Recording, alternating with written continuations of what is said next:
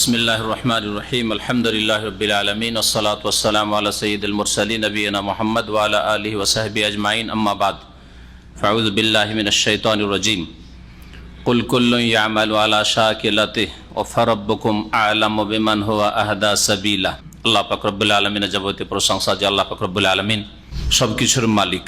আল্লাহ পাক রব্বুল আলামিন যাকে ইচ্ছা সম্মানিত করেন আর যাকে ইচ্ছা আল্লাহ পাক রব্বুল আলামিন লাঞ্ছিত করেন। আল্লাহ পাক যাকে ইচ্ছা হিদায়াতের তৌফিক দান করেন আর যাকে ইচ্ছা গুমরাহির রাস্তায় ছেড়ে দেন।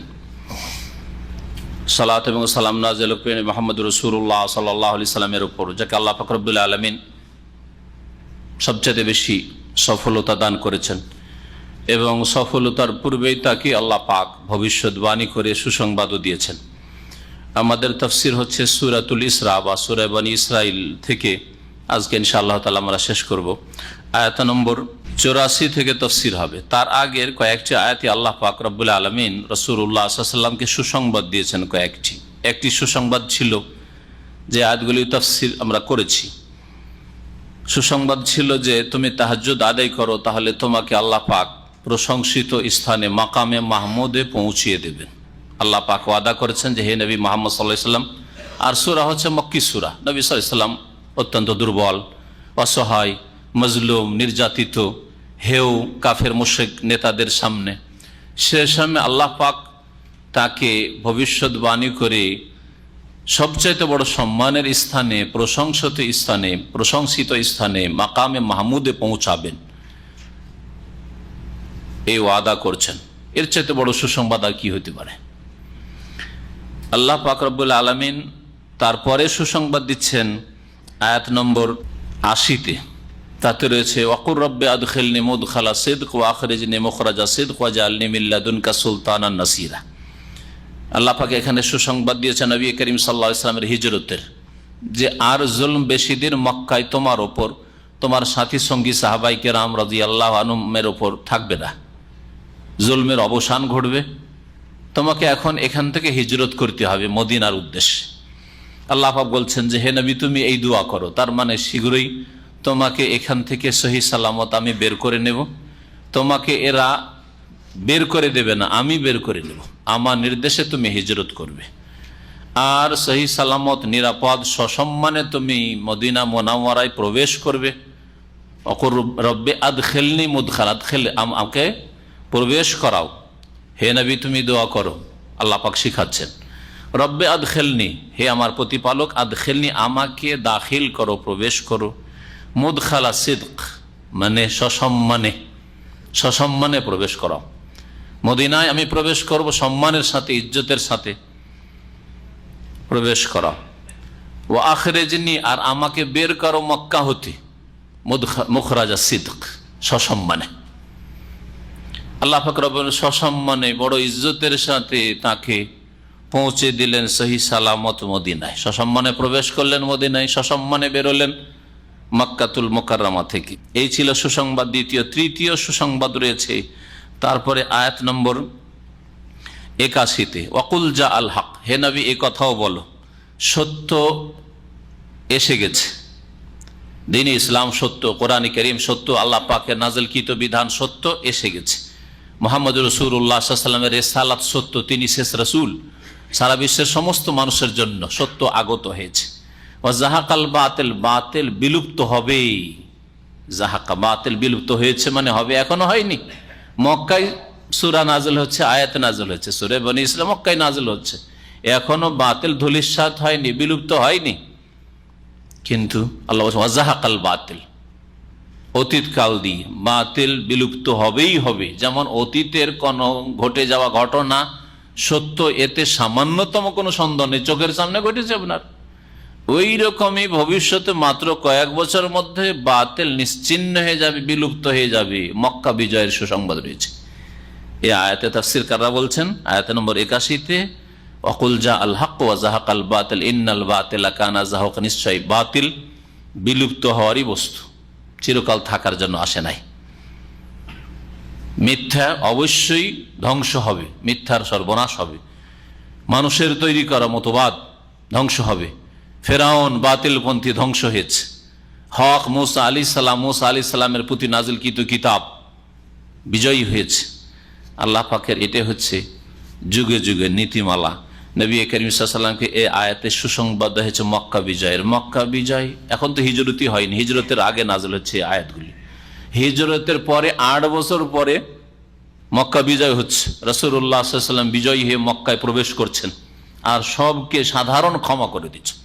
এত জুলম অত্যাচার করেছে, সবকে ক্ষমা করে দিচ্ছে, একটাও কাফের থাকছেন। আল্লাহ পাকের নির্দেশ, কাফের নাপাক, সুতরাং এই নাপাকরা যেন আগামী বছর এই মক্কার কাবা ঘরের কাছে না আসে। ইন্নামাল মুশরিকুনা নাজাস ফালা ইয়াকরাবুল মসজিদাল হারামা বাদা আমিম হাযা।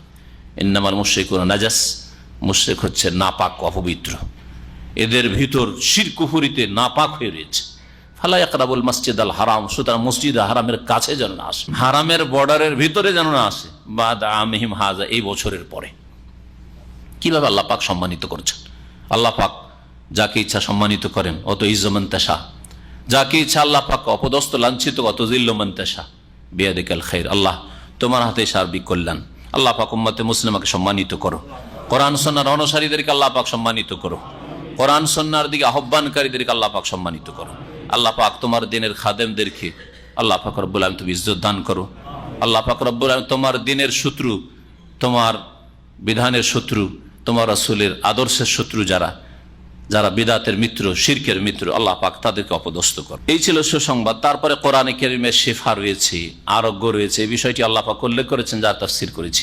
কোরআনে কারীমে মানুষের অন্তরের রোগের আরোগ্য রয়েছে, যেখানে রয়েছে সংশয়ের রোগ, যার কারণে শিরক হয়, কুফরি হয়, নাস্তিকতা হয়, বিদাত হয়, সংশয়ের রোগ, মুনাফিকি পয়দা হয়, এগুলো হচ্ছে সব সংশয়ের রোগ। আর সংশয়ের রোগ ছাড়া আর একটি রোগ হচ্ছে শাহওয়াত, কুপ্রবৃত্তির রোগ, মনের পূজা, মনের যা চাহিদা, কামনা বাসনা, তা পূরণ করার একটা মনে শয়তানি চাহিদা রয়েছে, এটা হচ্ছে শাহওয়াতের রোগ। এই সমস্ত রোগের চিকিৎসার জন্য আল্লাহ পাক আল কোরআন নাযিল করেছেন। অতিরিক্ত এতে শারীরিক সমস্ত রোগের আরোগ্য রয়েছে, কিন্তু শুধু এই জন্য আল্লাহ নাযিল করেননি।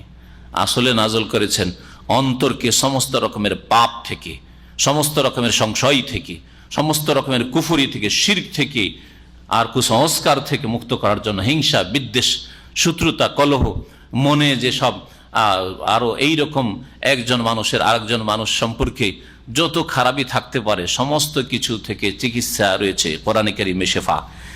এই শিফা থেকে উপকৃত হয় মুমিনরা শুধু, আর তাদের জন্য এই কোরআনে কারীম রাহমাত। এই কথা ঘোষণা করার পর আল্লাহ বলছেন, জালেম যারা আল্লাহর কোরআনে কারীমকে বিশ্বাস করে না, আল্লাহ পাকের কিতাব, আল্লাহ পাকের আসমানি সিলেবাস হিসাবে, আর যারা কোরআনে কারীমের বাস্তবায়ন করে না জীবনে, জাতিতে শুধু মুসলিম, এরা অধিক ক্ষতিগ্রস্ত হয়। কোরআন ঘরে ঘরে আছে, কোরআন জন্মসূত্রে আল্লাহ তাদেরকে কোরআন দান করেছেন, তারপরেও ক্ষতিগ্রস্ত। ওয়ালা ইয়াজিদুজ জালিমিনা ইল্লা খাসারা। তারপরে আল্লাহ পাক রব্বুল আলামিন মানুষের স্বভাব সম্পর্কে উল্লেখ করেছেন। মানুষের স্বভাব হচ্ছে যে যখন সুখে থাকে তখন ওয়াইজা নামনা আরাজ, সুখী হয় তখন আল্লাহকে ভুলে যায়। সুখী যখন হয় তখন আল্লাহকে ভুলে। অধিকাংশ মানুষকে দেখবেন সুখের জীবন, সারা জীবনটা কেটে যাচ্ছে, আল্লাহ, পরকাল, দিন শিখা, ফরজ কোনো পরোয়া নেই, মেতে আছে। কেউ রাজনীতি নিয়ে মেতে আছে, গদি নিয়ে মেতে আছে, কেউ পয়সা নিয়ে মেতে আছে, কেউ নিজের যে সামাজিক দাপট রয়েছে তা নিয়ে মেতে আছে, নেতৃত্ব সমাজের দিচ্ছে ওই সব নিয়ে মেতে আছে, যা করে তা নিয়ে, দুনিয়া নিয়ে মেতে রয়েছে। পরকাল সম্পর্কে, আল্লাহ সম্পর্কে, আল্লাহ পাকের দিন সম্পর্কে কোন রকমের তাদের খেয়াল নেই, বেখেয়াল হয়ে রয়েছে। কিন্তু ওয়াইজা মাস্তাহুশার, আর যখন বিপদ আসে, দুর্দিন নেমে আসে, তখন নিরাশ হয়ে যায়। ছেলে মারা গেছে, স্ত্রী মারা গেছে, স্বামী মারা গেছে, বাপ মা মারা গেছে, কয়েকদিনের জন্য মুসল্লি সেজে গেল।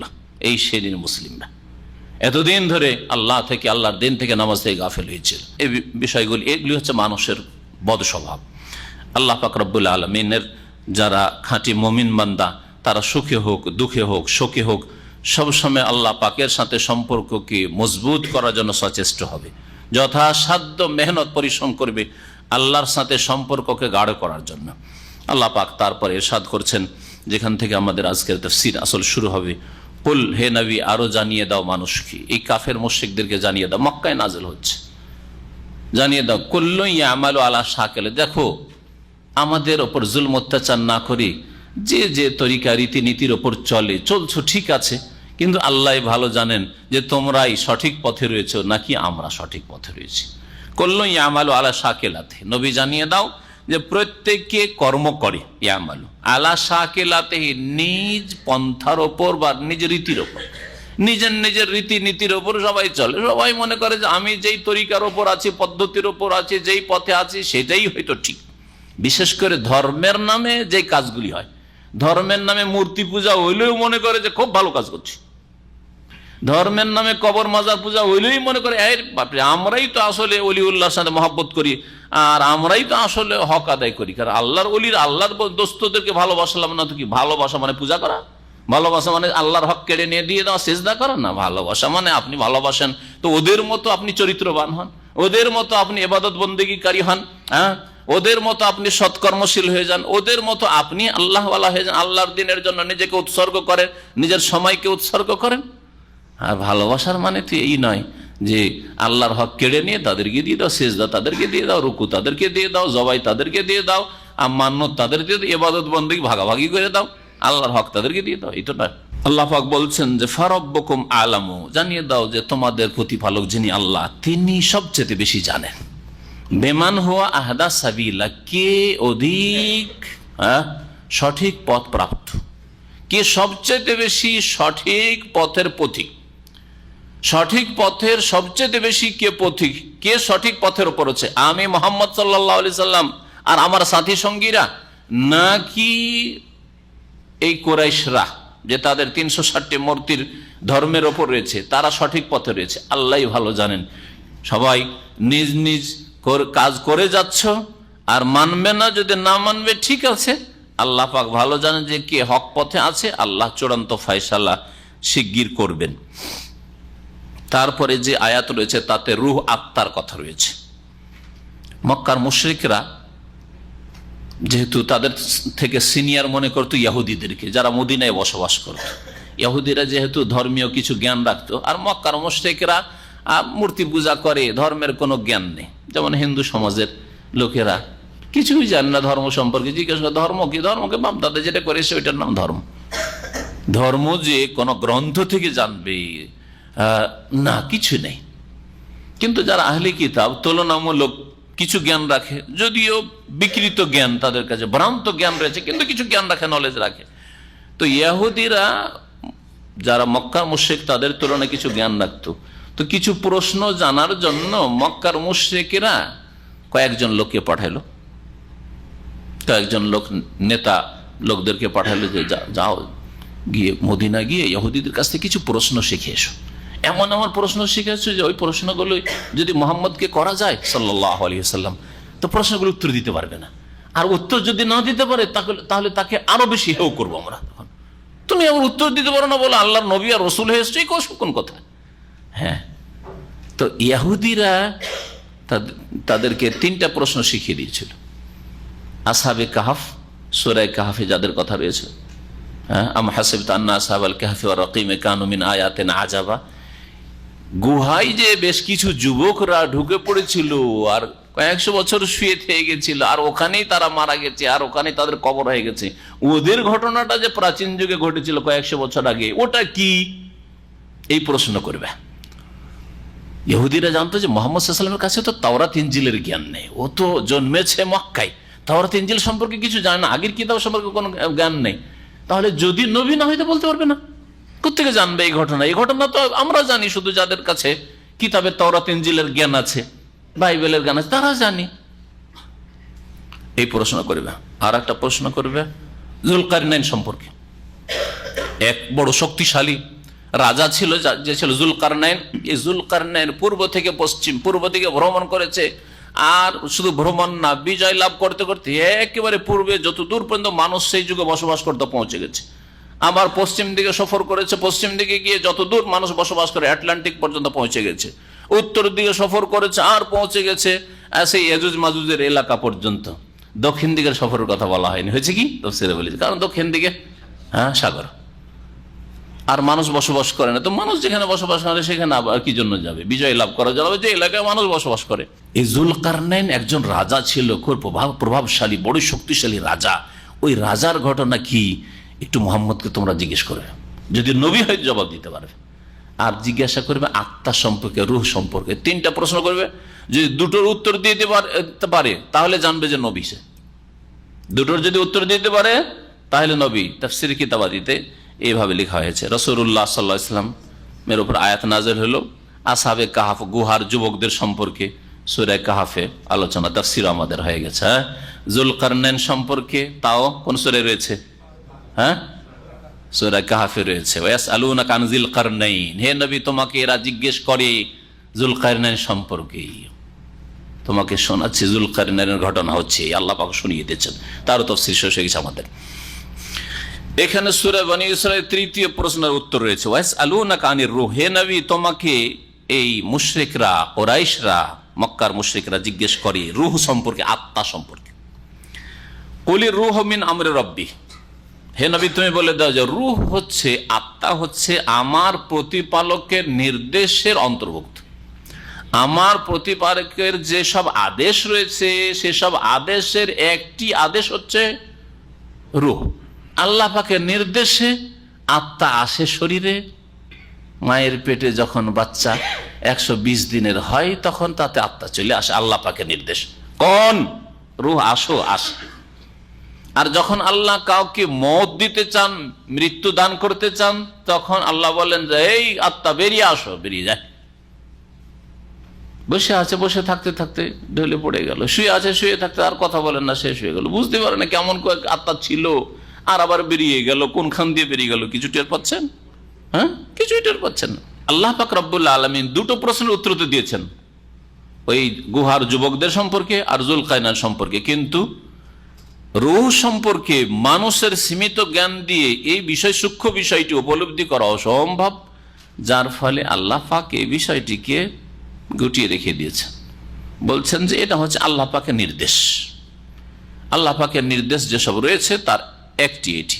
ওমা উতীতুম মিনাল ইলমি ইল্লা কালিল, আর তোমাদেরকে যেটুকু জ্ঞান দেওয়া হয়েছে তা খুবই স্বল্প, একেবারে অল্পই জ্ঞান দেওয়া হয়েছে। আর এই অল্প সীমিত জ্ঞান দিয়ে রূহকে বুঝবে তা হবে না, এটা হবে না, এটা সম্ভব না। তারপরে আল্লাহ পাক ইরশাদ করছেন ওয়ালা ইন শি'না লানাযহাবান্না বিল্লাযী আওহায়না ইলাইকা, হে নবী মুহাম্মদ সাল্লাল্লাহু আলাইহি সাল্লাম আমি যদি চাই তো তোমার প্রতি যে কোরআন নাযিল করেছি আর করছি তা আমি মুহূর্তের মধ্যে তোমার অন্তর থেকে টেনে নেব। সারা পৃথিবীতে এত যে মানুষের ঘরে কোরআনে কারীমের কপি রয়েছে, আর কোরআনে কারীমের হাফেজ কত লক্ষ লক্ষ রয়েছে, আল্লাহ যদি চান মুহূর্তের মধ্যে তা অন্তর থেকে টেনে নেবেন, আর ঘর থেকে আল্লাহ পাক টেনে নেবেন। অথবা কপিগুলি থেকে যাবে, সাদা পাতা শুধু থেকে যাবে, তাতে কোনো লিখা নেই। আল্লাহ করতে সক্ষম না, সক্ষম নন? এই কথাই আল্লাহ এখানে বলছেন। ওয়ালা ইন শি'না, আমি আল্লাহ যদি চাই, লানাযহাবান্না বিল্লাযী আওহায়না ইলাইকা, তবে অবশ্যই সরিয়ে দিতে পারবো, অবশ্যই সরিয়ে দেবো আমি চাইলে ওই কিতাবকে, ওই গ্রন্থকে যা হে নবী তোমার প্রতি ওহী করেছি। কোরআন যে ওহী করেছি তা ইচ্ছা করলে তোমার অন্তর থেকে মুছে দিতে পারবো, মানুষের অন্তর থেকে মুছে দিতে পারবো, কোরআনের কপি থেকে আমি মিটিয়ে দিতে পারবো। সুম্মা লা তাজিদু লাকা বিহি আলাইনা ওয়াকিলা, তারপরে আমি কোরআন যে তোমাদের কাছ থেকে কেড়ে নিলাম এর বিরুদ্ধে, আমার বিরুদ্ধে এ সম্পর্কে কোনো কর্মবিধায়ক পাবে না, যে কেউ তোমার সাহায্য করবে আর আবার নিয়ে যাবে সেটাকে ফিরিয়ে, এইরকম কোন শক্তি পাবেন। এক কথায় আল্লাহ পাক এখানে তার তৌহিদ, একত্ব দেখাতে চেয়েছেন। যদি তৌহিদে আল্লাহর একত্বে কারো ভাগ থাকতো তো তিনি হতেন মুহাম্মদ রাসূলুল্লাহ, তাই না?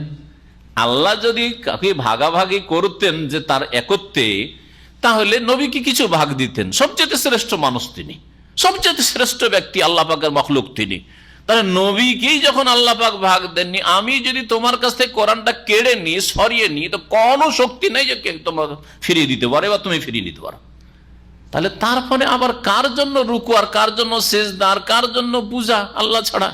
আল্লাহ ছাড়া কারো কোনো ক্ষমতা নেই। আল্লাহ ছাড়া কেউ না আল্লাহ পাকের কাজগুলি কেউ করতে পারে, কোনো একটি কাজ সামান্য, আর না আল্লাহ পাকের ইবাদত বন্দেগীতে কেউ শরীক রয়েছে। ইল্লা রাহমাতাম মির রাব্বিক, তবে তোমার প্রতিপালকের এই হচ্ছে অনুগ্রহ যে আমি কেড়ে নিনি, ওহী নাযিল করে তোমার অন্তরে রেখেছি, হৃদয়ে মুখস্থ করিয়ে দিয়েছি তোমাকে। সুরক্ষিত করে দিয়েছি, আর কোরআন সুরক্ষিত রয়েছে। অসংখ্য মানুষ রয়েছে সুবহানাল্লাহ হাফেজে কোরআন, আর অসংখ্য পৃথিবীতে কপি ছড়িয়ে রয়েছে। এক দেশ থেকে কোরআন যদি কেড়ে নাও, সারা পৃথিবী বহু দেশে থাকবে। এক জাতি থেকে কোরআন যদি কেড়ে নাও, বহু জাতি থাকবে। এক জাতিকে যদি কাফের মুশরিক বানিয়ে দাও, নাস্তিক বানিয়ে দাও, বহু জাতি পয়দা হবে। ওয়াইন তাতাওয়াল্লাউ ইস্তাবদিল কওমান গায়রাকুম সুম্মা লা ইয়াকুনু আমসালাকুম। আল্লাহ পাক বলছেন, হে মুসলিমরা, তোমরা যদি ফিরে যাও, বিমুখ হয়ে যাও, ইস্তাবদিল কওমান গায়রাকুম, তোমাদের বাদ দিয়ে আল্লাহ অন্য জাতিকে নিয়ে আসবেন যারা মুমিন মুসলিম হবে। নতুন নতুন ইসলাম গ্রহণ করছে, দেখুন পশ্চিমারা ইসলাম গ্রহণ করছে, আজকে মহিলারা ইসলাম গ্রহণ করছে। ইস্তাবদিল কওমান গায়রাকুম, মুসলিমের ঘরে নাস্তিক বেদিন পয়দা হচ্ছে, মুসলিমের ঘরে আল্লাহদ্রোহী, ইসলামদ্রোহী, ইসলামের শত্রু আর হজের শত্রু, হ্যাঁ, আর কোরবানির শত্রু, এইসব পয়দা হচ্ছে, তাই না? আর কাফের ঘর থেকে মুমিন মুসলিম পয়দা হচ্ছে। ইস্তাবদিল কওমান সুম্মা লা ইয়াকুনু আমসালাকুম, যারা নতুন ভাবে ইসলামে আসবে তারা তোমাদের মতো অবাঞ্ছিত হবে না, বেকার অপদার্থ হবে না। তোমার প্রতি তোমার রবের রহমত রয়েছে, অনুগ্রহ রয়েছে। ইন্না ফাদলাহু কানা আলাইকা কাবীরা, নিঃসন্দেহে তার অনুগ্রহ, আল্লাহ পাকের অনুগ্রহ হে নবী মুহাম্মদ সাল্লাল্লাহু আলাইহি ওয়াসাল্লাম তোমার প্রতি বিরাট রয়েছে, কবীরা, বিরাট রয়েছে। এখানে আল্লাহ কবীরা বলেছেন। আর সূরা হুদের আয়াত নম্বর 13-তে আল্লাহ পাক বলছেন ওয়া কানা ফাদলুল্লাহি আলাইকা, না, আল্লাহ পাক রব্বুল আলামিন সূরা নিসার আয়াত নম্বর 113-তে, তাতে বলেছে ওয়া কানা ফাদলুল্লাহি আলাইকা আযীমা, হে নবী মুহাম্মদ সাল্লাল্লাহু আলাইহি ওয়াসাল্লাম আল্লাহ পাকের অনুগ্রহ তোমার ওপর আযীম, মহান রয়েছে।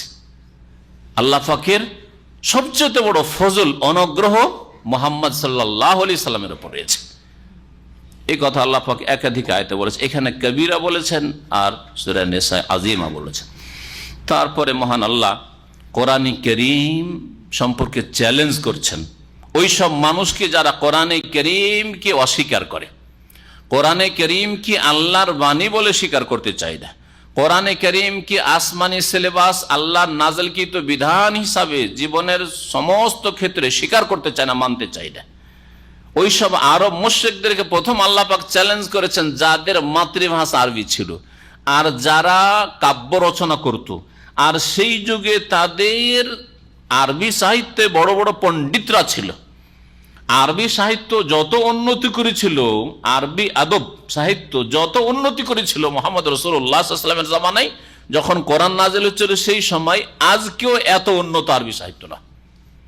বড় বড় কবি সেই যুগে পয়দা হয়েছে, জাহিলি যুগে, আর তারপরে ইসলামের যুগেও।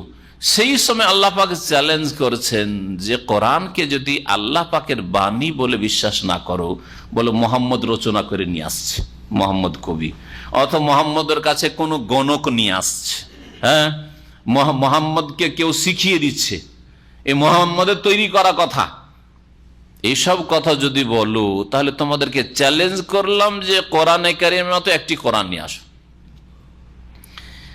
এই আয়াত নম্বর 88 সূরা বনী ইসরাইল, এতে আল্লাহ পাক কোরআনের মতো আরেকটি কোরআন নিয়ে আসতে বলেছেন। কোন দিক থেকে? কোন দিক থেকে কোরআনের মতো কোরআন? একটা বই নিয়ে চলে আসলে হবে? হ্যাঁ, একটা পুস্তক নিয়ে চলে আসলে হবে না, ভাষার দিক থেকে। ভাষায় যে অলংকার থাকে, অলংকার পূর্ণ এইরকম বাণী নিয়ে আসো তো দেখি কোন মানুষ তৈরি করে তোমরা। ফাসাহাত আর বালাগাত, যেটাকে অলংকার বিদ্যা বলা, অলংকার পূর্ণ এইরকম বাণী তৈরি করে নিয়ে আসো দেখি। কোরআনে কারীমের আর একটা দিক রয়েছে, কোরআনে কারীমে অদৃশ্যের অনেক সংবাদ রয়েছে, গায়বিয়াত। অতীতে বহু ঘটনা ঘটেছে, সত্য ঘটনা কোরআনে পেশ করা হয়েছে। আদম আলাইহিস সালাম, ইবলিস থেকে শুরু করে নূহ আলাইহিস সালাম, ইব্রাহিম আলাইহিস সালাম, মুসা, ঈসা, ইদ্রিস, মারিয়ামের ঘটনা, ঈসার জন্মের ঘটনা, কত গায়বের কথা রয়েছে, কত অদৃশ্যের কথা, গুহাওয়ালাদের, আসহাবে কাহফের ঘটনা, যুলকারনাইনের ঘটনা, অদৃশ্যের বহু সংবাদ।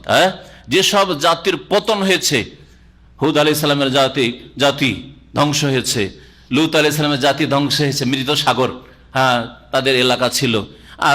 সামুদ জাতি, সালেহ আলাইহিস সালামের জাতি ধ্বংস হয়েছে এই সৌদি আরবের তাবুক এলাকায়। এইসব খবর যে কোরআনে কারীম আছে, এইরকম গায়বী অদৃশ্যের নতুন সংবাদ তোমরা সংবাদ পূর্ণ কোন গ্রন্থ নিয়ে আসো তো দেখি, যাতে অতীতের অদৃশ্যের কথা, গায়বের কথা রয়েছে যেগুলি চোখের আড়ালে, এইরকম আর সেগুলি সত্য হইতে হবে, কাল্পনিক না, উপন্যাস চলবে না। আর ভবিষ্যতের বহু কথা কোরআনে কারীমে রয়েছে, ভবিষ্যৎবাণী, কোরআনে কারিমে যেরকম ভবিষ্যৎবাণী রয়েছে, দুনিয়াতে যা ঘটবে আরো কিছু, তারপরে মওতের পরে যা ঘটবে, আখিরাতে জান্নাত জাহান্নাম, দুনিয়াতে যেসব ঘটবে তার মধ্যে বহু গায়েবের কথা কোরআনে কারিমে রয়েছে। নেই কি কোরআনে কারিমে? হ্যাঁ, কিয়ামতের বড় নিদর্শন সম্পর্কে নেই কোরআনে কারিমে? ইয়াজুজ মাজুজের কথা নেই? কোরআনে কারিমে দাব্বাতুল আরদ, এক জন্তু বেরিয়ে আসবে আর তুকাল্লিমুহ, মানুষের সাথে কথা বলবে, কোরআনে কারিমে নেই? যা পৃথিবীতে ঘটবে পৃথিবী ধ্বংস হওয়ার আগেই, আখিরাতের আগেই। মওতের পরে কি হয় নেই কোরআনে কারিমে, রাসূলের হাদিস। এইরকম গায়েবের সংবাদপূর্ণ, অতীতের আর ভবিষ্যতের গায়েবের সংবাদে পরিপূর্ণ কিতাব গ্রন্থ রচনা করে নিয়ে আসো তো দেখি। তারপরে কোরআনে কারিমে সুন্দর সুন্দর আকীদার বিষয়, বিশ্বাসের বিষয়, ফেতের বিষয় রয়েছে, সুন্দর সুন্দর বিধিবিধান, শরীয়তি বিধিবিধান রয়েছে, হুকুম আহকাম রয়েছে, হালাল হারাম। এবং এগুলোতে যে সায়েন্টিফিক রহস্য, তখন তো মানুষ সায়েন্স জানতো না। কেন শুকরের গোশত হারাম, কেন কুকুরের গোশত হারাম, কেন কুকুরে যদি মুখ দিয়ে দেয় 7 বার করে ধুইতে, তার মধ্যে একবার মাটি দিয়ে মাজতে হবে, মাটি দিয়ে পরিষ্কার করতে হবে থালা বাসন। এসবের সায়েন্টিফিক হিকমত নেই? হ্যাঁ, অবশ্যই আছে। তাই এইরকম বিধিবিধান সম্বলিত গ্রন্থ নিয়ে আসো তো দেখি। এই যে আল্লাহ পাক চ্যালেঞ্জ করেছেন কোরআনে কারীমের মতো একটি কিতাব নিয়ে আসো, মানে শুধু ভাষার দিক থেকে না, ভাষার অলঙ্কারের দিক থেকেও, সাহিত্যের দিক থেকেও, তারপরে অদৃশ্যের সংবাদ তাতে রয়েছে, অতীত আর ভবিষ্যতের এইসব দিক থেকে, আকীদার বিষয়ের দিক থেকে, তারপরে হালাল হারামের বিষয়ের দিক থেকে, শরীয়ত ইবাদত বন্দেগীর বিষয়ের দিক থেকে, যে এমন একটা কিতাব যাতে ইবাদত বন্দেগীর তরিকা রয়েছে, তাতে আকীদার কথাও রয়েছে, তারপরে তাতে ভবিষ্যৎবাণীও রয়েছে, তাতে যেসব হালাল হারাম করা হয়েছে তার হিকমতও রয়েছে, যে এটা হালাল এটা হারাম, তো এতে হিকমত কি, রহস্য এইরকমও রয়েছে। এইরকম কিতাব নিয়ে আসতে দেখি। এই চ্যালেঞ্জের সামনেই তখনকার যুগের বড় বড় যারা কবি ছিল তারা বলেছে যে না, সম্ভব না। তারা সবাই স্বীকার করেছে যে কোরআন লাইসা হাযা মিন কালামিল বাশার, কোরআন মানুষের কথা না, মানুষের কথা না। আমরা এইরকম কথা রচনা করতে পারবো না, এইরকম 2-4টা লাইন আমরা লিখতে পারবো না। এই আয়াতে কোরআনের মতো একটি কোরআন নিয়ে আসতে বলে, কিতাব নিয়ে আসতে বলেছেন। কুল, হে নবী তুমি তাদেরকে চ্যালেঞ্জ করে বলে দাও, লাইন ইজতামাআতিল ইনসু ওয়াল জিন। তারপরে শুধু এক দেশের লোককে আল্লাহ চ্যালেঞ্জ করেননি, সারা বিশ্বের সমস্ত মানুষকে, শুধু সমস্ত মানুষকে চ্যালেঞ্জ করেননি, সমস্ত জিনকে আল্লাহ চ্যালেঞ্জ করছে। মানুষ আর জিন সবাই মিটিং করো, আর মিটিং করে সবাই মিলে চেষ্টা করো যে কিছু আমি বানাইলাম, কিছু তোমরা বানাও, কিছু মানুষে বানাইলো, কিছু জিনে বানাইলো, রচনা করলো, আর এইরকম একটা গ্রন্থ নিয়ে আসো।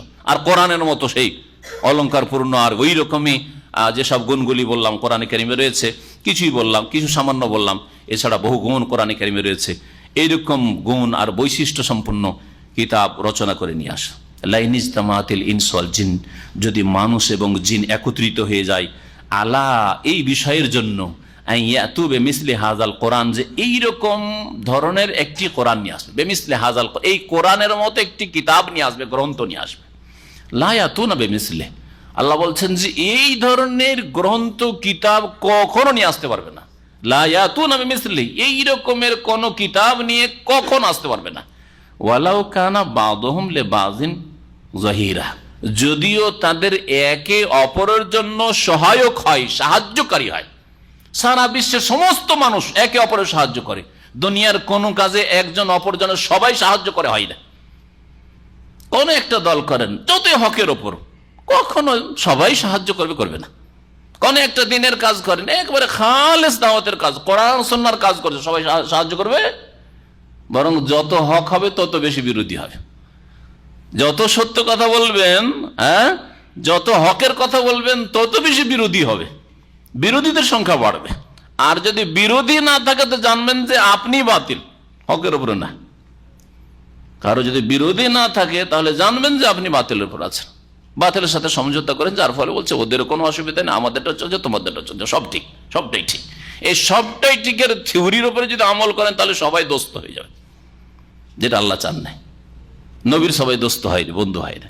আল্লাহ পাক রব্বুল আলামিন এই চ্যালেঞ্জ করেছেন। আর চ্যালেঞ্জ করে সূরা হুদের আয়াত নম্বর 13-তে, তাতে রয়েছে আল্লাহ পাক বলছেন ঠিক আছে, গোটা কোরআনের মতো একটা কিতাব নিয়ে আসতে পারবেন না, তো 10টা সূরা নিয়ে আসো, 10টা সূরা নিয়ে আসো, 10টি সূরা।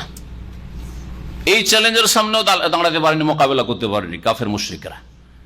সূরা বাকারার প্রথম দিকে কয়েক রুকুর পরে রয়েছে ওয়াইন কুনতুম ফি রাইবিম মিম্মা নাযালনা আলা আবদিনা ফাতু বিসূরাতিম মিন মিসলিহি, সেখানে রয়েছে একটা সূরা নিয়ে এসো। সূরা হুদে রয়েছে ফাতু বিআশরি সুওয়ারিন মুফতারায়াত, 10টি সূরা বানিয়ে নিয়ে এসো। আর সূরা বাকারাতে চ্যালেঞ্জ, 10টাও পারলেন না, গোটা কোরআনের মতো একটা কিতাব গ্রন্থ নিয়ে আসতে পারলেন না, তো ঠিক আছে একটা সূরা নিয়ে এসো। ফাতু বিসূরাতিম মিন মিসলিহি, কোরআনের মতো একটা সূরা নিয়ে এসো। সূরা নাস, সূরা ফালাক, সূরা কাউসার, সূরা আসর, এরকম একটা সূরা নিয়ে আসো। আল্লাহ পাক বলছে যে পারবে না, তারপরেও আর পারেও নি। এইভাবে আল্লাহ পাক চ্যালেঞ্জ করেছেন। তারপরেও কাফের মুশরিকদের অধিকাংশকে তৌফিক হয়নি ইমানের, কোরআনের প্রতি ইমান নিয়ে আসেনি, বদনসিব, হতভাগা।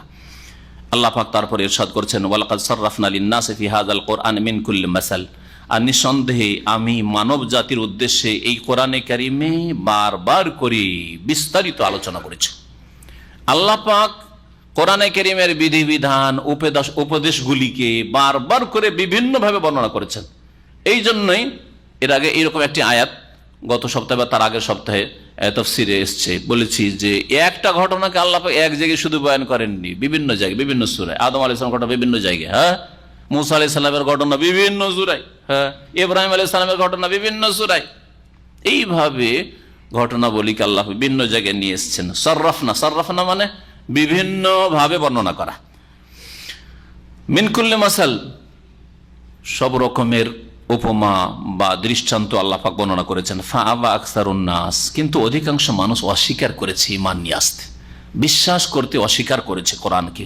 ইল্লা কুফুরা, তবে কি করেছে তারা? কুফরি করেছে। হ্যাঁ, কুফরি করেছে, অধিকাংশ লোক কুফরিতে লিপ্ত হয়েছে। ওয়াকালু, আর আরব মুশরিকরা বলেছিল, আরব মুশরিকেরা 6টা প্রস্তাব পেশ করেছিল রাসূলুল্লাহ সাল্লাল্লাহু আলাইহি ওয়াসাল্লামের কাছে। মুজিজা 6টা প্রস্তাব, হে মুহাম্মদ তোমাকে মানব। এই আয়াতগুলি যে সামনে আসছে, সেই আয়াতগুলিতে উল্লেখ আছে এই বিষয়গুলি।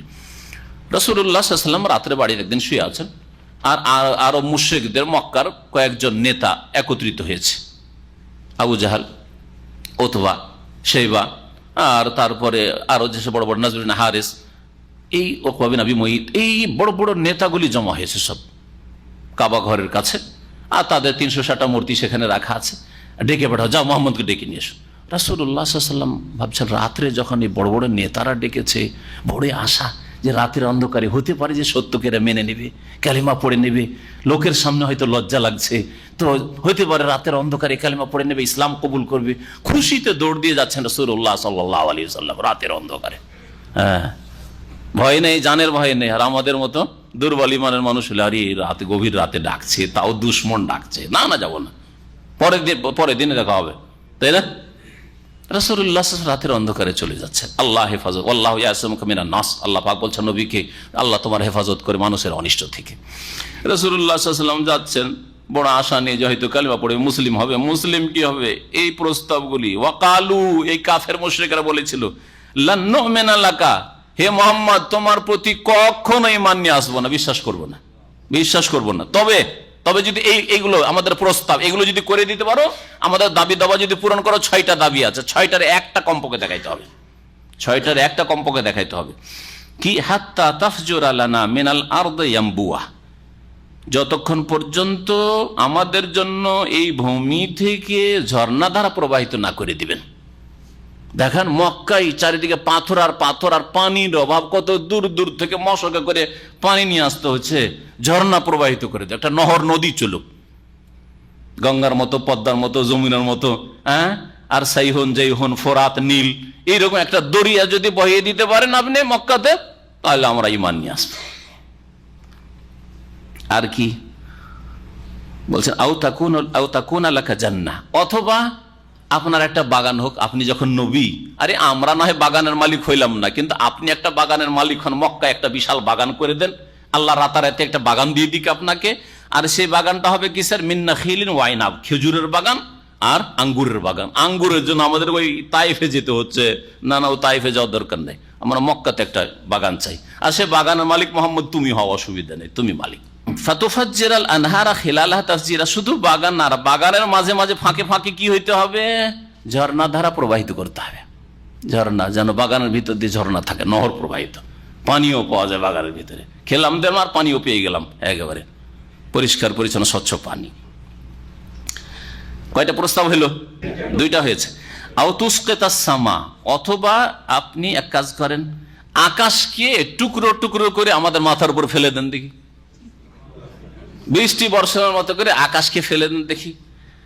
কামা জামতা আলাইনা, যেমন আপনার ধারণা যে আমাদের উপর নাকি আকাশ থেকে আযাব নাজিল হবে। কারণ নবী সাল্লাল্লাহু আলাইহি ওয়াসাল্লাম যখন তাদেরকে এই ইমানের দাওয়াত দিতেন, সতর্ক করতেন, দেখো আল্লাহর প্রতি যদি ইমান না নিয়ে আসো তো কখন যে আযাবে ইলাহি নাজিল হয়ে যায়, কখন যে আসমান থেকে আল্লাহ পাকের আযাব গজব নাজিল হয়ে যায়।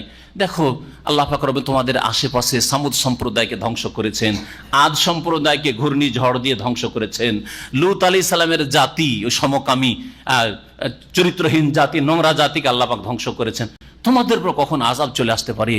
নূহ আলাইহিস সালামের জাতিকে আল্লাহ পাক মহাপ্লাবন দিয়ে বন্যা দিয়ে ধ্বংস করেছেন, তোমাদেরকে ধ্বংস করতে পারে। এই যে আল্লাহ পাকের রাসূল সাল্লাল্লাহু আলাইহি সাল্লাম এইভাবে তাদেরকে উপদেশ নসিহত করতেন। তো তখন তারা বল, তুমি তো বলো যে নাকি আমরা যদি ঈমান না নিয়ে আসি তো আকাশ থেকে আমাদের উপর আযাব গজব নাজিল হবে। তো এক কাজ করো, আকাশটা উপরে দেখছি, আমাদের ভেঙে চুরে আমাদের উপর দেখি বর্ষা দাও তো দেখি, আকাশকে বর্ষা দাও আমাদের উপর টুকরো টুকরো, কেসাফান টুকরো টুকরো করে। এটাও যদি না করো, আওতাতিয়া বিল্লাহি ওয়াল মালাইকাতা কাবিলা, অথবা আল্লাহকে আর আল্লাহর ফেরেশতাদেরকে আমাদের সামনে একবার নিয়ে এসে দেখিয়ে দেন, একবার আমরা সচক্ষে আল্লাহকে দেখে নি আর ফেরেশতাদেরকে, কেমন জিবরাইল, কেমন মিকাইল, কেমন ইসরাফিল, কেমন মালাকুল মউত সবকে দেখে নি দেখি, এটা দেখিয়ে দাও। একবার শুধু দেখতে চাও, দেখে মুসলমান হবে, হ্যাঁ দেখে মুসলিম হবে। অনেকে বলছে টাকার জন্য মুসলিম হোক, কত টাকা দিবে আমাকে। এক একজনের এক এক গরজ। আরব মুশরিকদের গরজ ছিল যে আমরা সচক্ষে আল্লাহকে দেখবো তাইলে মানবো, অথবা ফেরেশতাকে দেখবো তাইলে মানবো। চলেন, কয়টা প্রস্তাব হইলো? 5টা হয়ে গেছে না? না 4টা? 4টা হয়েছে। আও ইয়াকুনা লাকা বাইতুম মিন যুখরুফ, অথবা ঠিক আছে এগুলো যদি না করতে পারো, এক কাজ করো, তুমি এই কুঁড়ে ঘরে বাস করো। তুমি কেন কুঁড়ে ঘরে বাস করবে যখন নবী রাসূল? আমরা নয় কুঁড়ে ঘরে বাস করি, কাঁচা ঘরে। তোমার একটা বাড়ি আল্লাহ তৈরি করে দিক, হয়ে যাক তোমার একটা বাড়ি মিন যুখরুফ, স্বর্ণ খচিত, স্বর্ণের তৈরি একটা বাড়ি। যখরুফ মানে যাহাব, স্বর্ণ খচিত একটা বাড়ি তোমার অট্টালিকা, আর তাও একবারে স্বর্ণের ইট দিয়ে তৈরি।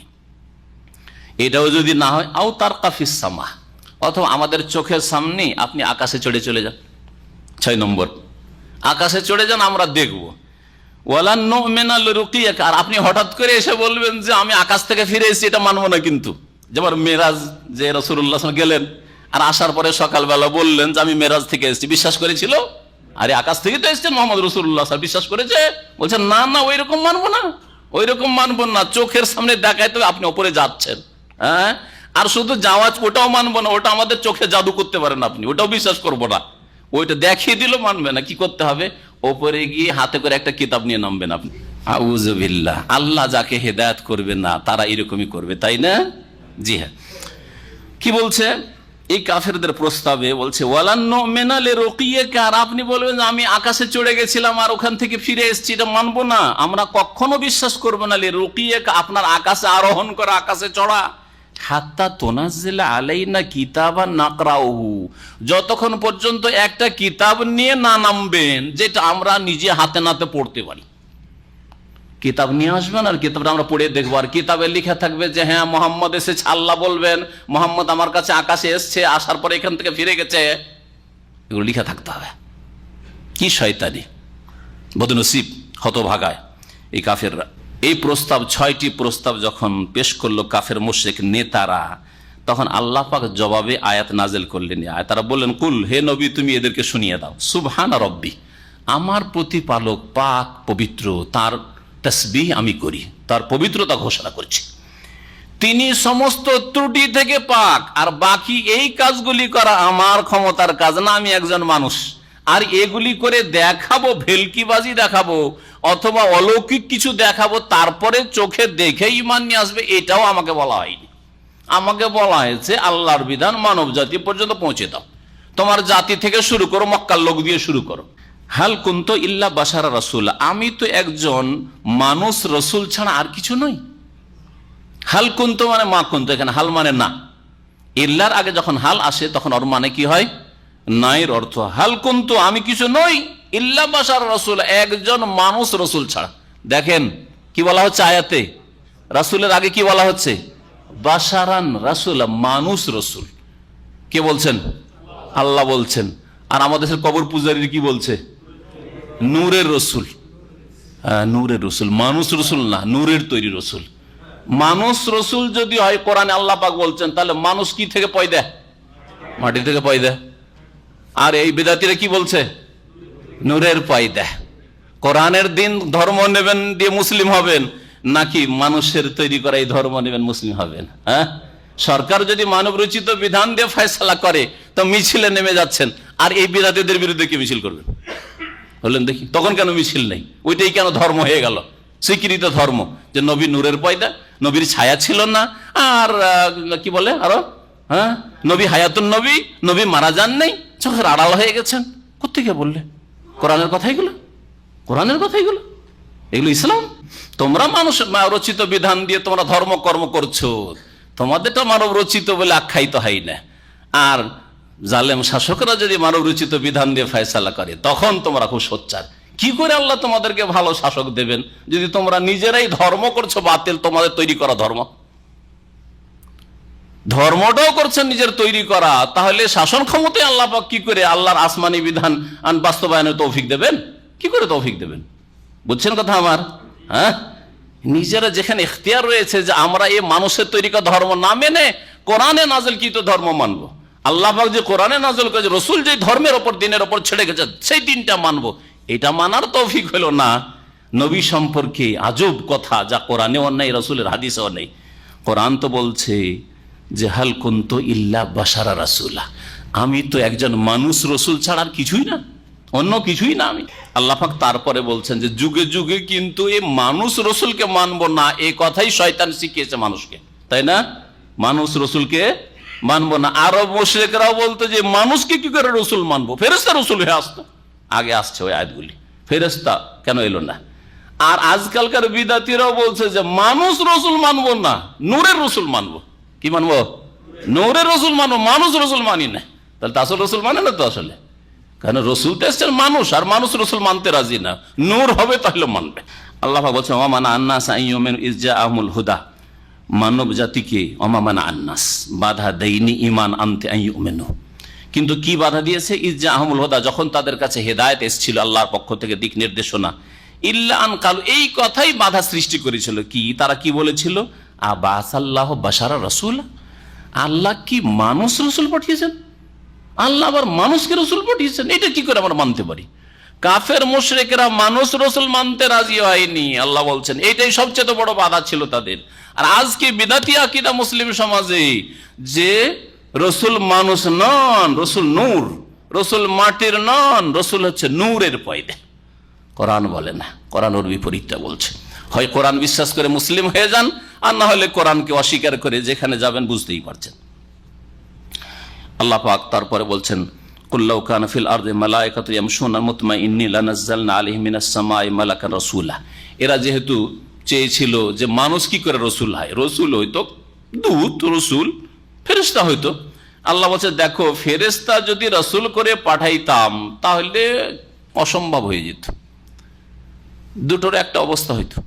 ফেরেশতাকে যদি রসুল করে পাঠানো হইতো মালায়েকাকে, তাহলে দুটোর একটা হইতো। এক হইতো যে ফেরেশতা নিজের রূপে থেকে গেল, ফেরেশতা যদি আসল রূপে থেকে গিয়ে মানুষকে ইসলামের দাওয়াত দিত, তাহলে বলেন মানুষ ফেরেশতার সামনে টিকতে পারতো, বসতে পারতো, হ্যাঁ, মেলামেশা করতে পারতো, কথা বলতে পারতো, হ্যাঁ, না ভয়ে কাঁপতো? আরে রাসূলুল্লাহ সাল্লাল্লাহু আলাইহি ওয়াসাল্লাম এর কাছে প্রথম যখন জিবরাইল আলাইহিস সালাম এসেছেন আর ফিরে যাচ্ছেন ওহী নিয়ে, ইকরা বিসমির ওহী নিয়ে, থরথর করে কাঁপছিলেন না কাঁপছিলেন না? তাও রাসূলুল্লাহ সাল্লাল্লাহু আলাইহি ওয়াসাল্লাম, তাহলে আমি আপনি আমার সামনে, আপনার সামনে যদি 600 ডানা বিশিষ্ট ফেরেশতা যদি একবার সামনে চলে আসে তো বাঁচবো কিনা আল্লাহ জানে, ঠিক কিনা বলেন? তাহলে মানুষের মাঝে যদি আল্লাহ ফেরেশতাকে ফেরেশতা রূপে পাঠিয়ে দিতেন তাহলে অসম্ভব ছিল জীবন যাপন করা, হ্যাঁ, উঠা বসা করা তার সাথে, তার সংসর্গ গ্রহণ করা, তার সাথী সঙ্গী হওয়া অসম্ভব ছিল, বরং খেল তামাশা হয়ে যেত। ছোটকালে মনে পড়ছে যখন আমার বয়স 8-9 বছর, তখন গ্রামে প্রথম হাতি এসছে। জীবনে হাতি দেখিনি, আমরা গ্রামের লোক ছেলে মেয়েরাও দেখেনি। আর কি ছেলে আর মেয়ে আর বড়রা সবাই হইচই করে হাতির পিছনে যে ছুটা শুরু করেছে, কারণ জীবনে প্রথম হই হই হই হই শুরু হয়েছে। বলেন যদি গোটা দেশে ফেরেশতা যদি রসুল হয়ে নেমে যায়, তাহলে গোটা দেশের লোক হইচই করে নামবে না? তামাশা দেখা নামবে না? বলেন তো দেখি। হাতিটা তো কাজ কত কত আর মানুষের চাইতে একটু বড়, হ্যাঁ একটু বড়। আর ফেরেশতা, ফেরেশতা যদি নেমে আসে তাহলে মানুষের অবস্থাটা কি হবে? গোটা দেশের লোক ছুটবে না ছুটবে না? আর বাচ্চারা হইচই শুরু করবে না করবে না? হই হই শুরু হয়ে যাবে, হই হই শুরু হয়ে যাবে। অসম্ভব ছিল যদি ফেরেশতা ফেরেশতা রূপে নবী হয়ে থাকতো। এই একটা কথা, এই কথাটা এখানে বলেছেন। আর আল্লাহ পাক অন্য আয়াতে সূরা আনায় বলেছেন যে ওই ফেরেশতাকে যদি তোমাদের রূপ দিয়ে দিতাম, মানুষের রূপ, যে মানুষের রূপে দাহিয়া কালবির রূপে কখনো কখনো নবী সাল্লাল্লাহু আলাইহি ওয়াসাল্লামের কাছে ওহী নিয়ে আসতেন, জিবরাইল আলাইহিস সালাম যদি মানুষের রূপ ধরে আসতেন, তা আবার তো ঘুরে ফিরে মানুষ হয়ে গেল। হ্যাঁ, মানুষকে কেন মানবো? কি করে জানবো যে এটা ফেরেশতা? না না, মানবো না, এই মানুষ। করতো না করতো না? ওয়ালাউ জাআলনাহু রাজুলান, আল্লাহ বলছে একে যদি আমি মানুষ করে, এই ফেরেশতাকে মানুষ করে পাঠাইতাম, রসুল বানিয়ে দিলাম আর মানুষের রূপ দিয়ে পাঠিয়ে দিলাম। ফেরেশতাকে রসুল বানালাম আর মানুষের চেহারা রূপ দিয়ে পাঠালাম। লাজআলনাহু রাজুলান, যদি তাকে যদি মানুষ করতাম, ওয়ালাউ জাআলনাহু রাজুলান লালাবাসনা আলাইহিম মা ইয়ালবিসুন, তাহলে তাদের উপর তো আবার অস্পষ্ট হয়ে যেত বিষয়টা। আরে এটা কি আসলে ফেরেশতা না মিছামিছি বলছে ফেরেশতা? কিন্তু মানুষ বলতো না, মানুষ বলতো। তাহলে তারপরে ইমান আনতো না, ইমান আনতো না। আর ফেরেশতার রূপ ধরে থাকলে ওর সাথে টিকতে পারতো না, থাকতে পারতো না, ওর আশেপাশে দেখলে পালাইতো, মরে যেত, বসবাস করা মুশকিল হইতো। আল্লাহ পাক বলছেন কুল্লাউ কানা ফিল আরদি মালাইকা, হে নবী বলে দাও যদি পৃথিবীতে ফেরেশতা থাকতো ইয়ামশুনা মুতমাইন, চলতে পারতো নিরাপদ। ফেরেশতা জমিনে নেমে গেল নিরাপদ, রাত্রেও থাকছে দিনেও থাকছে, সারা জীবনটা থাকছে, এরকম যদি থাকা সম্ভব হতো লানাজ্জালনা আলাইহিম মিনাস সামাই মালাকান রাসূলা, তাহলে অবশ্যই আমি আকাশ থেকে ফেরেশতাকে রাসূল করে পাঠিয়ে দিতাম। কিন্তু ফেরেশতা নিরাপদ চলাফেরা করতে পারবে পৃথিবীতে না, অসম্ভব। আর মানুষরা নিরাপদ তার সাথে চলাফেরা করবে, এটা অসম্ভব। কুল হে নবী আরো জানিয়ে দাও কাফা বিল্লাহি শাহিদাম বাইনি ওয়া বাইনাকুম, আল্লাহ যথেষ্ট সাক্ষী হিসাবে আমার মাঝে আর তোমাদের মাঝে, হে কাফের মুশরিকরা, ইন্নাহু কানা বিইবাদিহি খাবীরাম বাসীরা, নিঃসন্দেহে আল্লাহ পাক সবকিছুর সূক্ষ্ম খবর রাখেন এবং সবকিছু তিনি দেখেন। ওমাই ইয়াহদিল্লাহু ফাহুয়াল মুহতাদ, আল্লাহ পাক যাকে হেদায়েত করেন সেই হেদায়েত প্রাপ্ত। ওমাই ইউদলিল, আর যাকে আল্লাহ গুমরাহ করেন ফালান তাজিদ লাহুম আউলিয়া মিন দুনিহি, আল্লাহ ছাড়া কাউকে পৃষ্ঠপোষক পাবে না হেদায়েত করার জন্য আল্লাহ পাকের তৌফিক না হলে। কিন্তু তৌফিক কখন হয়? যখন মানুষ চেষ্টা করে। আপনি চেষ্টা না করলে আল্লাহ পাক গন্তব্যস্থানে কখনো পৌঁছাবেন না। ভাত প্লেটের সামনে আছে, যতক্ষণ হাতে করে নিয়ে মুখের কাছে না নিয়ে যাবেন পেটে ঢুকবে, আর তারপরে মুখে দেওয়ার পরে যদি আপনি না চিবান, না গিলেন তো পেটে যাবে। তাহলে কর্ম করতে হবে, কর্ম করলে আল্লাহ পাক তৌফিক দেবেন।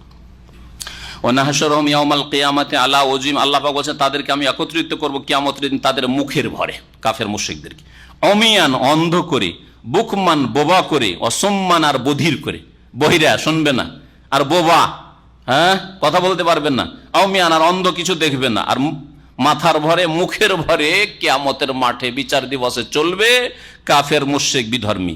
মাওয়াহুম জাহান্নাম, তাদের বাসস্থান হবে জাহান্নামে। কুল্লামা খাবাত, যখন জাহান্নামের আগুন নিস্তেজ হয়ে যাবে, যখন নিস্তেজ হতে যাচ্ছে, আগুন জ্বলতে জ্বলতে একটু নিস্তেজ হয়, জিদনাহুম সাইয়্যিরা, তখন তার দহনকে আমি বৃদ্ধি করে দেব। আল্লাহ পাক রব্বুল আলামিন বলছেন যালিকা জাযাউহুম বিআন্নাহুম কাফারু বিআয়াতিন, এই হচ্ছে তাদের বদলা প্রতিদান যে তারা আমার আয়াতকে অস্বীকার করেছে। ওয়াকালু, আর তারা বলেছে আইযা কুন্না ইযামা ওয়া রুফাতা, যখন আমরা মরে গিয়ে হাড় হাড্ডিতে পরিণত হব, ওয়া রুফাতানা চূর্ণ বিচূর্ণ হয়ে মাটিতে মিশে যাব, ইন্না লামাবউসুনা খালকান জাদীদা, তাহলে কি আমাদেরকে নতুন রূপে আবার সৃষ্টি করা হবে? নতুন সৃষ্টিতে আবার আমাদেরকে পুনরুত্থান করা হবে বা আমাদেরকে উঠানো হবে, আবার নতুন করে আমাদেরকে সৃষ্টি করা হবে। আরব মুশরিকরা পুনরুত্থানকে, কিয়ামতকে অস্বীকার করত, সন্দিহান ছিল, তাদের স্পষ্ট কোনো ধারণা ছিল না। যদিও তারা দাবি করতো যে আমরা ইব্রাহিমের ধর্মের ওপর, কিন্তু ইব্রাহিম আলাইহিস সালামের যে আখিরাতের আকীদা সে সম্পর্কে তাদের কোনো জ্ঞান ছিল না। আওয়ালাম ইয়ারাউ আন্নাল্লাহা আল্লাযী খালাকাস সামাওয়াতি ওয়াল আরদা কাদিরুন আলা আন ইয়াখলুকা মিসলাহুম, তারা কি দেখে না যে আল্লাহ পাক রব্বুল আলামিন যিনি আকাশসমূহ আর জমিনকে সৃষ্টি করেছেন তিনি সক্ষম, আলা আন ইয়াখলুকা মিসলাহুম, তাদের মতো আরো মানুষ সৃষ্টি করতে। প্রথমবার আল্লাহ সৃষ্টি করেছেন, আসমান জমিন আল্লাহ সৃষ্টি করেছেন, তাহলে 3.5 হাতের মানুষ আবার মাটি থেকে পুনরায় সৃষ্টি করতে পারবেন না? তিনি অবশ্যই সক্ষম। ওয়াজআলা লাহুম আজালান লা রাইবা ফীহ, আর তাদের জন্য আল্লাহ পাক নির্ধারিত সময় স্থির করেছেন যাতে কোনো সন্দেহ নেই। কতদিন থাকবে পৃথিবীতে, কতদিন মওতের পরে আবার বরজাখী জীবনে কবরে থাকবে, মাটিতে থাকবে, আর কখন আবার উঠে আসবে, উঠার সময় কখন, আল্লাহ পাক সবকিছু স্থির করেছেন। ফাআবা যালিমুনা ইল্লা কুফুরা, জালেমরা অস্বীকার করেছে ঈমান নিয়ে আসতে, কুফরি ছাড়া, অর্থাৎ তারা কুফরি ছাড়া ঈমানকে অস্বীকার করেছে, কুফরি করেছে। কুল, হে নবী আরো জানিয়ে দাও, লাউ আনতুম তামলিকুনা খাজাইনা রাহমাতি রব্বি, আমার প্রতিপালকের রহমতের ভান্ডারের তোমরা যদি মালিক হয়ে যাও, মানুষকে যদি সারা পৃথিবীর সমস্ত নিয়ামতের মালিক বানিয়ে দেওয়া, সমস্ত ধন ভান্ডারের মালিক বানিয়ে দেওয়া হয়, তো মানুষ তারপরেও ভয় করবে যে কি জানি বেশি খরচ করলে কি হয়ে যাবে, হ্যাঁ কমে যাবে, কমে যাবে, একদিন অভাবী হয়ে যাবো, আমার ছেলে মেয়েরা অভাবী হয়ে যাবো, হ্যাঁ ছেলে মেয়েরা অভাবী হয়ে যাবে, এই চিন্তা করবে। এটা হচ্ছে মানুষের স্বভাব, আল্লাহ পাক এখানে উল্লেখ করছেন। এসবের মালিক বানিয়ে দেওয়ার পরেও ইযান লামসাকতুম খাশিয়াতাল ইনফাক, তখন তোমরা কি করবে, লামসাকতুম কৃপণতা শুরু করবে, দেবে না, মুষ্টি বেঁধে নেবে। খাশিয়াতাল ইনফাক, সবকিছু শেষ হয়ে যাওয়া, ব্যয় হয়ে শেষ হয়ে যাওয়ার আশঙ্কায়। ওয়া কানাল ইনসানু কাতুরা, মানুষ হচ্ছে বড় সংকীর্ণ মনা, কাতুরা সংকীর্ণ চিন্তাধারা মানুষের। ওয়ালাকাদ আতাইনা মূসা 9 আয়াতিন বাইয়িনাত, তারপরে আল্লাহ পাক বলছেন যে মূসা আলাইহিস সালামকে আমি 9টি সুস্পষ্ট নিদর্শন দিয়েছিলাম। ওয়ালাকাদ আতাই, নিঃসন্দেহে আমি দান করেছিলাম মূসা আলাইহিস সালামকে 9টি স্পষ্ট নিদর্শন, আয়াতিন বাইয়িনাত। ফাসআল বনি ইসরাইল, সুতরাং হে নবী তুমি জিজ্ঞেস করো বনি ইসরাইলদেরকে, ইয জাআহুম, যখন তাদের কাছে মূসা আলাইহিস সালাম এসেছিলেন, ফাকাল লাহু ফিরআউন, তখন ফিরআউন বলেছিল মূসা আলাইহিস সালামকে, ইন্নী লা আযুন্নুকা ইয়া মূসা মাসহুরা, হে মূসা তোমাকে তো আমি জাদুগ্রস্ত মনে করছি, তোমাকে আমি জাদুগ্রস্ত, মানে তোমাকে জাদু লেগে গেছে, এইসব কথা তুমি জাদু লেগে গেছে, তুমি আসলে মস্তিষ্ক বিকৃত, সেই জন্য বলছো। আবার কখনো বলতো জাদুকর মানে সাহির, আবার জাদুগ্রস্ত, আবার জাদুকর হইতে পারেন না, কখন আবার সাহির বলতো। যখন ওই জাদুকরদের সাথে মোকাবিলা হলো, আরে সবচেয়ে বড় জাদুকর তো মূসা, তোমাদের ওস্তাদ, তোমাদের শিখিয়েছে, তাই না, এই জন্যই তার ধর্ম তোমরা মেনে নিলে, এই কথা বলেছিল না, ইন্নাহু লাকাবীরুকুম আল্লাযী আল্লামাকুম আস-সিহর, এই হচ্ছে বড় ওস্তাদ, তোমাদের জাদু শিখিয়েছে তোমাদেরকে, সেই জন্য তার কাছে সারেন্ডার করলে, আর আমার কথা মানলে না তোমরা। কালা, এখানে যে 9টি নিদর্শন বলা হয়েছে, 9টি নিদর্শন মূসা আলাইহিস সালামকে আল্লাহ পাক দিয়েছেন ফিরআউনের ধ্বংস হওয়ার আগে আগে, আর ফিরআউন ধ্বংস হওয়ার পরে যখন ওই তিহের ময়দানে চলে গেলেন সমুদ্র পার করে মূসা আলাইহিস সালাম, তখন আরো বেশ কিছু নিদর্শন মুজিজাত আল্লাহ দিয়েছিলেন, এটা জেনে রাখবেন। কারণ এই নিদর্শনগুলির যে আলোচনা হয়েছে, ফিরআউনকে হেদায়েত করার জন্য আল্লাহ পাক বেশ কিছু মুজিজা দিয়েছেন মূসা আলাইহিস সালামকে, যে ফিরআউন যেন এগুলো দেখে বিশ্বাস করে যে না আল্লাহর নবী, আল্লাহ পাকের রসুল, সুতরাং এর কথা মানি, আর অহংকার আমি করি না, যেন অহংকার বাদ দিই, আর আমি যে নিজে রব হওয়ার আর প্রভু হওয়ার দাবি করেছি এসব বাদ দিই। এই জন্য আল্লাহ পাক 9টি মুজিজা দিয়েছিলেন। তার মওতের পরে তার ফিরআউনের হেদায়েতের কোনো কাজ হবে না। মওতের পরে যে মুজিজাগুলি দিয়েছেন আল্লাহ পাক, সেগুলির মধ্যে রয়েছে খোলা মাঠে যখন মূসা আলাইহিস সালাম গেলেন তার সাথীদেরকে, বনি ইসরাইলদেরকে নিয়ে, নারী পুরুষ অসংখ্য মানুষ, গোটা বংশের লোক, তখন তাদের জন্য আল্লাহ পাক মেঘমালা দিয়ে ছায়া করে দিলেন, ঘর বাড়ি নেই ছায়া, রোদের সময় মেঘ এসে ছায়া করে তাদেরকে। ওয়াযাল্লাল্না আলাইহিমুল গামাম ও আনজালনা আলাইহিল মান্না ওয়াস সালওয়া, মান্না আর সালওয়া, বসে বসে খাওয়া দাওয়া।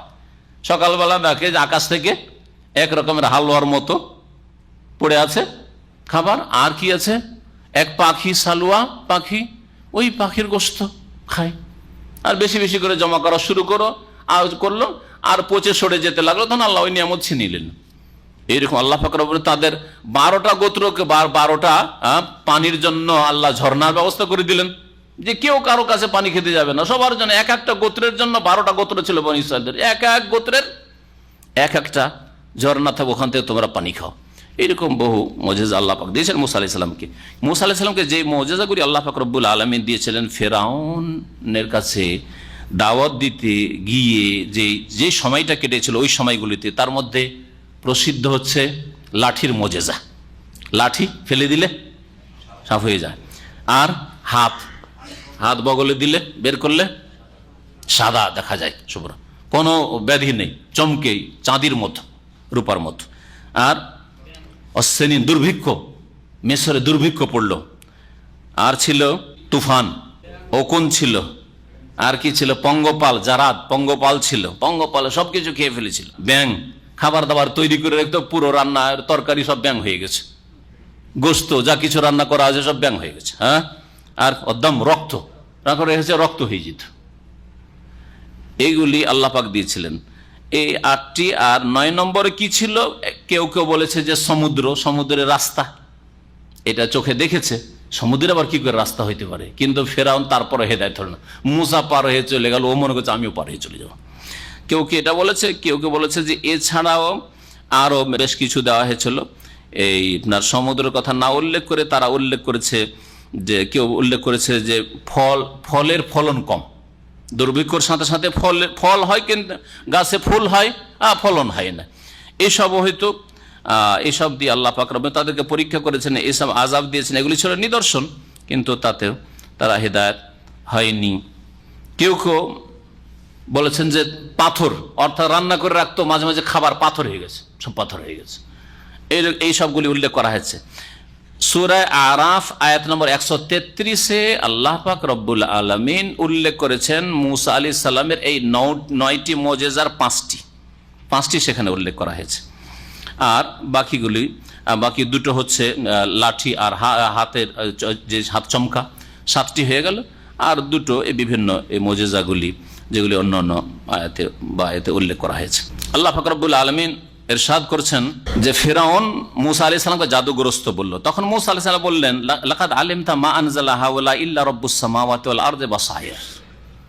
হে ফিরআউন, তুমি ভালো করে জানো যে মা আনজালা হাওলা ইল্লা রাব্বুস সামাওয়াতি ওয়াল আরদি, এগুলিকে আসমান জমিনের রব ছাড়া আর কেউ নাজিল করেননি। বাসাইর, এগুলি হচ্ছে চাক্ষুষ প্রমাণ, চাক্ষুষ প্রমাণ তোমার জন্য। চোখের সামনে যে মুজিজাগুলি তোমাকে দেখাচ্ছি, এগুলি আল্লাহ পাক নাজিল করেছেন। ওয়া ইন্নী লা আযুন্নুকা, আমি ধারণা করি হে ফিরআউন তোমাকে, ইয়া ফিরআউন, হে ফিরআউন, মাসবুরা, যে তুমি ধ্বংস হতে যাচ্ছ। তুমি যদি এই মুজিজাগুলি দেখার পরে ঈমান না নিয়ে আসো, তাহলে ধ্বংস হতে যাচ্ছ। ফাআরাদা ইয়াস্তাফিজ্জাহু মিনাল আরদ, এই ফিরআউন কিন্তু চাইল এই মিসর থেকে মুসা আলাইহিস সালামকে এবং মুসার দলবলকে, বনি ইসরাইলদেরকে উৎখাত করতে, ইয়াস্তাফিজ্জাহুম মানে উৎখাত করতে চাইল। ফাআগরাকনাহু ওয়া মা'হু জামিয়া, তখন আমি তাকেও ডুবিয়ে দিয়ে ধ্বংস করলাম, আর তার সাথে যারা ছিল তাদের সকলকে ধ্বংস করে দিলাম ডুবিয়ে। ওয়া কুলনা মিন বাদিহি লিবনি ইসরাইল, তারপরে আমি বনি ইসরাইলদেরকে বললাম, আল্লাহ পাক যখন বনি ইসরাইলদেরকে সমুদ্র থেকে নাজাত দিলেন, আল্লাহ পাক বলছেন তাদেরকে আমি বললাম উসকুনুল আরদ, তোমরা এখন এই দেশে বসবাস করো। কোন দেশে? মিসরে কিন্তু ফিরে যাননি। বনি ইসরাইলদেরকে নিয়ে মুসা আলাইহিস সালাম মিসরে আর ফিরে যাননি। যারা বলে যে গদি দখল করা ইসলামের উদ্দেশ্য, তাদের জন্য এখানে একটা শিক্ষণীয় বিষয় রয়েছে যে নবী এত বেটার চান্স পেলেন যে মিসরের গদি খালি, তারপরে মুসা আলাইহিস সালাম সমুদ্র থেকে আরেকবার পাড়ি দিয়ে মিসরে কেন ফিরে গেলেন না? তাহলে বোঝা গেল যে ইসলাম শুধু স্টেট কায়েম করার নাম নয়। ইসলাম মানে ক্ষমতায় যেতে হবে, আর ক্ষমতার বলে সব ঠিক করে নেব, শিরক বিদআত উৎখাত করে দেবো, আর বেশ্যাখানা উৎখাত করে দেবো, আর মদের লাইসেন্স ক্যান্সেল করে দেবো, আর এই করে দেবো, সেই করে দেবো, আর সবকে পাক্কা মুসলিম বানিয়ে দেবো, শুধু গদিটা আমাদেরকে দিয়ে দেন। তাহলে এই থিওরিটা ইসলামিক থিওরি নয়, এটা অপব্যাখ্যা ইসলামের, ভালো করে শুনে রাখেন। না হলে মুসা আলাইহিস সালাম অবশ্যই ফিরে যেতেন এখানে। আল্লাহ পাক বলছেন যে উসকুনুল আরদা, হে মুসা এবং মুসার অনুসারী বনি ইসরাইলরা, তোমরা এই পৃথিবীতে বসবাস করো। কোথায় তাদেরকে যেতে বলা হয়েছিল? বাইতুল মুকাদ্দাস। আল্লাহ মিসরে না পাঠিয়ে বলছেন বাইতুল মুকাদ্দাস যাও। ওই ময়দান থেকে তারপরে বাইতুল মুকাদ্দাসে প্রবেশের নির্দেশ দিয়েছিলেন, কারণ বাইতুল মুকাদ্দাসই ছিল আসল ভূমি, ফিলিস্তিন প্যালেস্টাইনই ছিল আসল ভূমি বনি ইসরাইলদের। ফাইজা জা ওয়াদুল আখিরা, যখন পরকালের প্রতিশ্রুতি আসবে, অর্থাৎ তোমাদেরকে যখন কিয়ামতের দিনে উঠাবো হাসরে, যে এনা বেকুম লাফিফা, তোমাদেরকে একত্রিত করে দলে দলে নিয়ে আসবে। যে এনা বেকুম, আল্লাহ পাক তোমাদেরকে দলে দলে হাজির করবেন। অবিল হাক্কে আনজালনা অবিল হাক্কে নাজাল, আল্লাহ পাক বলছেন যে সত্যের সাথে আমি কোরআনকে নাজিল করেছি। অবিল হাক্কে নাজাল, আর সত্যের সাথে, হকের সাথে নাজিল হয়েছে। আল কোরআন হচ্ছে সত্য। ওমা আরসালনাকা ইল্লা মুবাশশিরা ওয়া নাযীরা, হে নবী, তোমাকে সুসংবাদ দাতা করে একমাত্র প্রেরণ করেছি, আর তোমাকে সতর্ককারী করে প্রেরণ করেছি। নবী মুহাম্মদ সাল্লাল্লাহু আলাইহি ওয়াসাল্লাম যে কোরআন নিয়ে এসেছেন সেটা হচ্ছে সত্য। যদিও কাফের মুশরিকেরা যতই প্রোপাগান্ডা করুক না কেন, যতই হইচই করুক না কেন যে এই কোরআন হচ্ছে গণকের কথা, কোরআন হচ্ছে মোহাম্মদ রচিত, কোরআন হচ্ছে কবিতা, কেউ শিখিয়ে দিচ্ছে মোহাম্মদকে, ইত্যাদি ইত্যাদি, যাই বলুক না কেন। কিন্তু মনে রেখো যে কোরআন সত্যের সাথে আমি নাজেল করেছি এবং সত্যের সাথেই কোরআন অবতীর্ণ হয়েছে। আল্লাহ পাক রব্বুল আলামিন বলছেন তারপরে কোরআনান ফারাকনাহু, আর এই কোরআনে কারীমকে আমি বিভক্ত করেছি। ফারাকনাহু সূরায় আর আয়াতে। কোরআন সবগুলিকে এক ধার থেকে একসাথে বয়ান করে দেননি, বিভিন্ন সূরায় আল্লাহ ভাগ করেছে, ফারাকনাহু সূরার ভাগ। আবার কোরআনে কারীমকে একটি সূরাকে বেশ কিছু আয়াতে ভাগ করেছেন। হ্যাঁ, এক একটা আয়াত শেষ হচ্ছে, থামেন, আবার আর একটা আয়াত পড়েন। ফারাকনাহু আমি বিভক্ত করেছি, লিতাকরাহু আলান নাসি আলা মুকস। আর তারপরে এই বিভক্ত করা আর একটা তাফসীর হচ্ছে কোরআনে কারীমকে আল্লাহ পাক রব্বুল আলামিন আসমান থেকে নাযিল করেছেন, লৌহে মাহফুজ থেকে প্রথম আসমান থেকে বাইতুল ইজ্জা, সেখান থেকে আল্লাহ পাক রব্বুল 23 বছরে নাযিল করেছেন জিবরাইল আলাইহিস সালামের মাধ্যমে মুহাম্মদ রাসূলুল্লাহ সাল্লাল্লাহু আলাইহি ওয়াসাল্লাম পর্যন্ত। নাযিল হওয়ার দিক থেকে আল্লাহ পাক ভাগ ভাগ করেছেন, যখন যেরকম প্রয়োজন হয়েছে তখন আল্লাহ পাক নাযিল করেছেন। আল্লাহ পাক বলছেন যে আমি এইভাবে কেন নাযিল করেছি, লিতাকরাহু আলান নাসি আলা মুকস, যাতে করে থেমে থেমে তুমি মানুষকে পড়ে শোনাও। একসাথে গোটা কোরআন নাযিল হইলে ওই সুবিধাটা হইতো না।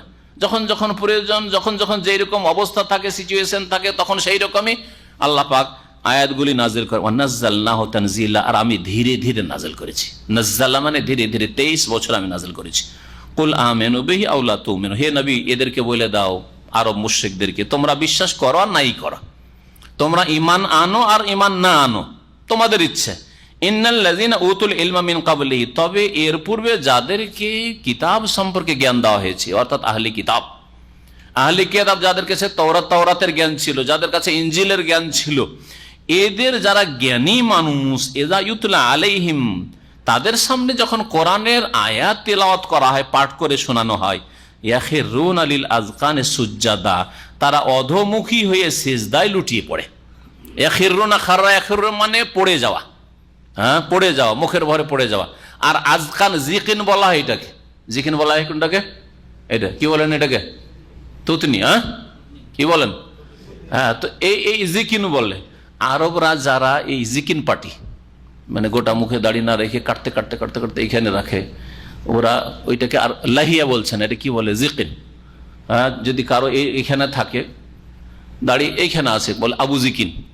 কি বলে এরা? আবু জিকিন মানে জিকিনওয়ালা। আপনার দুটো মেয়ে থাকে আবু বিনতাইন, একটা মেয়ে থাকে আবু বিন্ত। যেহেতু রাখে এইখানে, আর এটাকে জিকিন বলা হয় আরবি, তো আবু জিকিন, কথা ঠিক। দাড়ি নয়, দাড়ি হলে পুরো মুখে রাখতে হবে। এইরকম আমাদের দেশের মানুষেরা গালের ওপর থেকে কাটতে কাটতে কাটতে চিকন করে, আমাদের দেশে মোল্লারা বিশেষ করে, মৌলবি এক শরীর কাটতে কাটতে চিকন করে একেবারে এইখানে রাখে, এটা দাড়ি হলো না, আর দাড়ি পুরো মুখের ওপরে, সুতরাং এগুলোও রাখতে হবে, এগুলো কি বলছিলাম, আল্লাহ পাক বলছেন যে ওই জিকিনের ভরে, মানে ওই জন্য বললাম অধোমুখী হয়ে, থুতনির ভরে তো কেউ পড়ে না সেজদায় যখন যায়, কিন্তু সেজদায় যখন যায় তখন মুখটা মাটির দিকে যায়, নিচের দিকে যায়, সেই জন্য আল্লাহ পাক রব্বুল এই ভাষাটা এখানে প্রয়োগ করেছেন। যারা আহলি কিতাব আলেম, ইশারা ইঙ্গিত করা হয়েছে এই আয়াতে আব্দুল্লাহ বিন সালাম, যে তাওরাতের বড় আলেম ছিলেন, তার দিকে ইশারা করা হয়েছে, ইঙ্গিত করা হয়েছে এই আয়াতে সালমান ফারসি রাদিয়াল্লাহু আনহুর দিকে ইসলাম গ্রহণ করেছে। সালমান ফারসি অনেক বয়স পেয়েছিলেন এবং প্রথম তো অগ্নিপূজকের ছেলে, বড় রাজার ছেলে, আর তারপরে সেখান থেকে চলে এসে খ্রিস্টান ধর্ম গ্রহণ করেন, আর তারপরে ইনজিল পড়েন, বাইবেল পড়েন, পড়ার পরে কিছু জ্ঞান ছিল মুহাম্মদ সাল্লাল্লাহু আলাইহি ওয়াসাল্লাম সম্পর্কে, আবার খুঁজতে খুঁজতে কিভাবে যে আল্লাহ পাক মদিনা পৌঁছে দিলেন, তার বড় লম্বা খুব সুন্দর ঘটনা তার ইসলাম কবুলের রয়েছে। তো এদের দিকে ইঙ্গিত করা হয়েছে যে এদের সামনে যখন কোরআনে কারীম আয়াত তেলাওয়াত করা হয়, মক্কার মুশরিকদেরকে বলা হয়েছে তোমরা তো কোরআনের কথা মানতে রাজি না, কিন্তু দেখো আব্দুল্লাহ বিন সালাম রাদিয়াল্লাহু আনহু ইহুদিদের আলেম, সালমান ফারসি পার্সিয়ান, তিনি ইনজিলের আগের ধর্মের আলেম, তাদের দেখো যখন কোরআনের কথা তারা শোনে তখন তারা কি করে, ইয়াখিরুনা লিল আযকানি সুজ্জাদা, তারা অধোমুখী হয়ে সেজদায় লুটিয়ে পড়ে। ওয়া ইয়াকুলুন, এবং তারা বলে সুবহানা রাব্বিনা, আমাদের প্রতিপালকের তাসবিহ পাঠ করছি, পবিত্রতা ঘোষণা করছি। ইন কানা ওয়াদু রাব্বিনা লামাফউলা, নিঃসন্দেহে আমাদের প্রতিপালকের ওয়াদার বাস্তবায়ন হবেই। লামাফউলা মানে হবেই, ফালা ইয়াফালু মানে করা, আল্লাহ পাক ওয়াদা পূরণ অবশ্যই করবেন। ওয়াখিরুনা লিল আযকান, এবং এই নেক লোকেরা যাদের কাছে ইলম রয়েছে আল্লাহর কিতাব সম্পর্কে, এরা কি করে? অধোমুখী হয়ে লুটিয়ে পড়ে। ইয়াখিরুনা লিল আযকান ইয়াবকুন, এবং এরা কান্না করে। তাহলে বোঝা গেল কোরআনে কারীমের তেলাওয়াত শুনে, নামাজ পড়ে কান্না করার আল্লাহ প্রশংসা করেছে। ভালো করে শুনে রাখেন, এই আয়াতটা মনে রাখেন। আমাদের দেশের মানুষরা, এক শ্রেণীর বেকুব লোকেরা আরবদেরকে কোরআনের তেলাওয়াতে বা তারাবির নামাজে কাঁদতে দেখলে হাসাহাসি করে, আরে কাঁদছি কেন রে? জাহেল মূর্খ এরা। কোরআনে প্রশংসা করা হয়েছে যে কোরআন তেলাওয়াত শুনলে অথবা করলে কান্না আসে, এটা কোরআনই কথা। আল্লাহ প্রশংসা করতে গিয়ে এদের কথা বলেছেন। এরা অধমুখী লুটিয়ে পড়ে, ইয়াবকুন, আর এরা কান্না করে কোরআন তেলাওয়াত শুনলে, ওয়ায়াজিদুহুম খুশুয়া, আর এদের বিনয় আরো বৃদ্ধি পেয়ে যায়। কোরআনের তেলাওয়াত এদের বিনয়কে আরো বৃদ্ধি করে। এখানে সেজদা রয়েছে, আর দুটি আয়াতের তাফসীর বাকি আছে, শেষ করে দিয়ে আপনারা সেজদা করে নেবেন। আর সেজদার জন্য ওযু শর্ত নাই, সেজদা তেলাওয়াতের জন্য ওযু শর্ত নাই। তারপর আল্লাহ পাক বলেন, কুল উদুল্লাহ, হে নবী তুমি মানুষকে বলে দাও, উদুল্লাহ, আল্লাহ বলেই ডাকো আল্লাহকে, আবিদুর রহমান, অথবা রহমান করুণাময় দয়াময় বলেই ডাকো, আইয়াম্মাতাদু, যা বলেই ডাকো না কেন, ফালাহুল আসমাউল হুসনা, তার সুন্দর সুন্দর নাম রয়েছে, যেই নাম দিয়ে ডাকো, গফফার বলে ডাকো, গফুর বলে ডাকো, রহিম বলে ডাকো, হ্যাঁ, আর যা বলে ডাকো না কেন, যেসব নাম আল্লাহ পাকের রয়েছে প্রমাণিত, যেই নাম দিয়ে ডাকো না কেন, সেই এক আল্লাহকেই ডাকা হলো। আরো মুশরিকেরা রহমান নামটি মানত না, অস্বীকার করত, সেই জন্য তাদের খণ্ডনে আয়াত নাযিল হয়েছে। 2 নম্বর যেটা খণ্ডন করা হয়েছে, যে তারা মিথ্যা অপবাদ দিত, বলছে দেখো দেখো মোহাম্মদ কি করে, মোহাম্মদ আমাদের বলে যে এক আল্লাহ ছাড়া এইসব দেবদেবীর পূজা করবে না, আর মোহাম্মদকে দেখি কখনো ইয়া আল্লাহ বলে ডাকে, কখনো ইয়া রহমান, তো সেই তো 2-3কে ডাকে। এই মূর্খরা বুঝতো না, আর বুঝলেও কি করতো? অপব্যাখ্যা করো অনেক। এটা হচ্ছে বিদাতীদের লক্ষণ, এটা গুমরা কাফের মুশরিকদের লক্ষণ, যে বুঝছেন আপনি আমার উদ্দেশ্যটা, তারপর আমার কথার অপব্যাখ্যা করছেন। আপনি আমি কি বলতে চাইছি তারপর আমার কথার অপব্যাখ্যা করছেন। তো রাসূলুল্লাহ সাল্লাল্লাহু আলাইহি ওয়াসাল্লাম ইয়া আল্লাহ, ইয়া রহমান, ইয়া রাহিম বলে আল্লাহকে যখন ডাকতেন, ইয়া আল্লাহ তুমি রহম করো, ইয়া রহমান তুমি দয়া করো ইত্যাদি যখন দোয়া করতেন, তখন দেখো দেখো আমাদের বলে যে 2 এলাকে ডাকেও না, আর এই কয়েক এলাকে ডাকে, এই কয়েক এলাকে ডাকে। আল্লাহ বলছে দেখো আল্লাহকে যে নাম দিয়ে ডাকো না কেন, আল্লাহ বলে ডাকো, আর রহমান বলে ডাকো, আর কাদের বলে ডাকো, কাদির বলে ডাকো, অলমাইটি বলেই ডাকো, আইয়াম্মাতাদু, যা বলেই ডাকো না কেন, ফালাহুল আসমাউল হুসনা, তার সুন্দর সুন্দর নাম রয়েছে। ওয়ালা তাজহার বিসলাতিকা, হে নবী তুমি নামাজ উচ্চ স্বরে নামাজে তেলাওয়াত করিও না, উচ্চ স্বরে নামাজে তেলাওয়াত করিও না। ওয়ালা তুখাফিদ বিহা, আর আস্তে আস্তেও খুব পড়িও না। নবী করিম সাল্লাল্লাহু আলাইহি ওয়াসাল্লাম মক্কায়, যেহেতু মক্কায় এই আয়াতগুলি নাযিল হয়েছে, যখন কোরআন পড়তেন, জোরে পড়লে, জোরে যখন তেলাওয়াত করতেন বা সাহাবীরা তেলাওয়াত করতেন, তখন আরব মুশরিকেরা গাল দিত।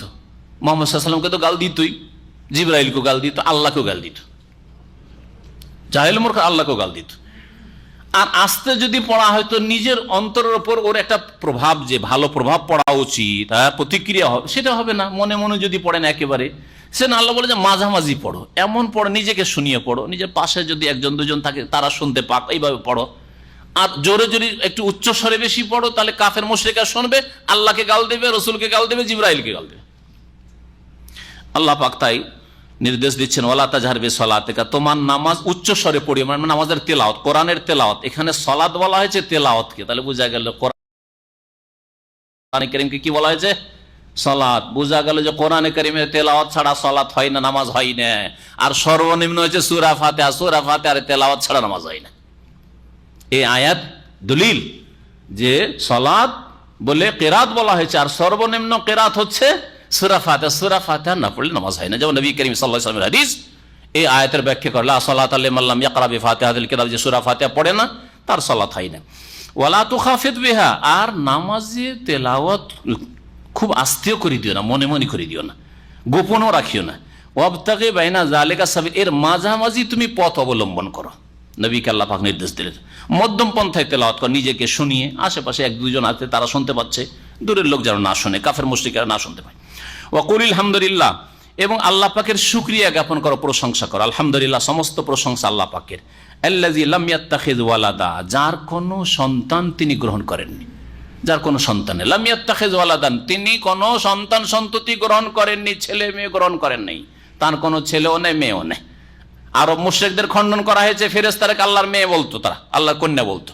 আর ইহুদি নাসারাদের খণ্ডন করা হয়েছে যে ইহুদিরা বলতো যে ওজাইর আল্লাহর পুত্র, খ্রিস্টানরা কি বলতো আর বলে এখন, হ্যাঁ, যে ঈসা আল্লাহর পুত্র, তাদের খণ্ডন করা হয়। সমস্ত বাতিল পন্থীদের খণ্ডন এতে রয়েছে। লাম ইয়াত্তাখিয ওয়ালাদ, আল্লাহর কোন সন্তান সন্ততি নেই।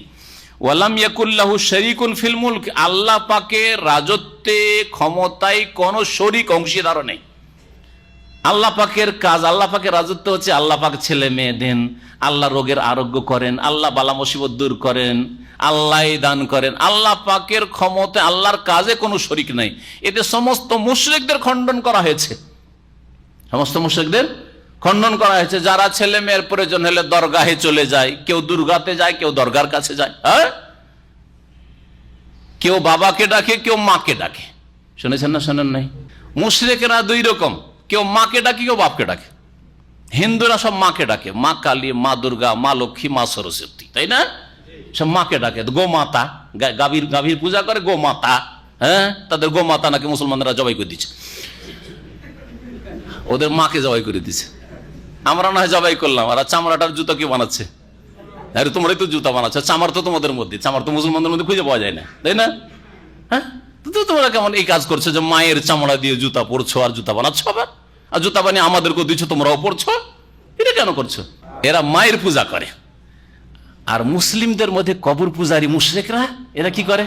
বাবার পূজা করে। খাজা বাবা, শাহজালাল বাবা, আটরসি বাবা, মাইজ ভান্ডারি বাবা, অমক বাবা, তমক বাবা, সব বাবার দল, বাবার দল। কত বাবা যে পাকিস্তানে আসার, কত বাবা যে ভারতে আছে, আল্লাহ পাক জানে, বলতে পারবো না। হ্যাঁ, বাবার অভাব নেই। তো মায়ের পূজা না, বাবার পূজা। আর এবাদত বন্দেগী আল্লাহর করতে বলা হয়েছে, বাবারও করতে পারে, মায়েরও করতে বলা হয়নি। বুঝলেন কথা? হ্যাঁ হ্যাঁ, আল্লাহ পাক যেন হেদায়েত দান করে। আল্লাহর কোনো শরীক নেই, আল্লাহর কাজে, মুলকে, সার্বভৌমত্বে কোনো শরীক নেই। আরব মুশরিকরা বলতো লব্বাইক আল্লাহুম্মা লব্বাইক, লব্বাইক লা শারীকা লাকা লব্বাইক। এতদূর তো আমাদের সাথে একমত। তারপরে কি বলতো? ইল্লা শারীকান তামলিকুহু ওয়া মা মালাক, তবে একটা শরীক আছে। আরব মুশরিক বলতো কি, যে শরীক আছে, এ দেবদেবী শরীক আছে, আমাদের লাত উজ্জা মানাত শরীক আছে, কিন্তু তামলিকুহু ওয়া মা মালাক, ওদেরও তুমি মালিক, আর ওরা যেসব ডিপার্টমেন্ট মালিক তারও তুমি আল্লাহ মালিক, মানে বড় আল্লাহ, ওপরওয়ালা, এইসবের মালিক।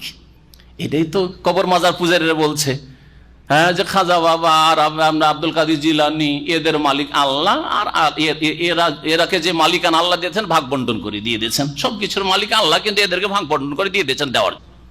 আল্লাহ পাক বলছেন ওয়ালাম ইয়াকুল্লাহু ওয়ালিয়্যুম মিনাজ-যুল, আর দুর্দশাগ্রস্ত অবস্থায় আল্লাহ পাকের কোনো অভিভাবক নেই, অর্থাৎ আল্লাহ পাকের কোনো দুর্দশাও হয় না। আর দুর্দশা যখন হয় না, কোন দুর্দশায় মানুষ যখন পড়ে তখন কি হয়? দুর্দশাগ্রস্ত হলে কোন অভিভাবক লাগে, পৃষ্ঠপোষক লাগে, সাহায্যকারী লাগে, তাও আল্লাহর প্রয়োজন হয় না। ওয়াকাব্বিরহু তাকবীরা, আল্লাহ পাকের মহত্ব বর্ণনা করো, আল্লাহ পাকের বড়ত্ব ঘোষণা করো। এই দিয়ে সূরা ইসরা তাফসীর শেষ হলো। সময় শেষ হয়ে গেছে। সাল্লাল্লাহু আলাইহি ওয়া সাল্লাম মুহাম্মদ ওয়া আলা আলিহি ওয়া সাহবিহি আজমাইন।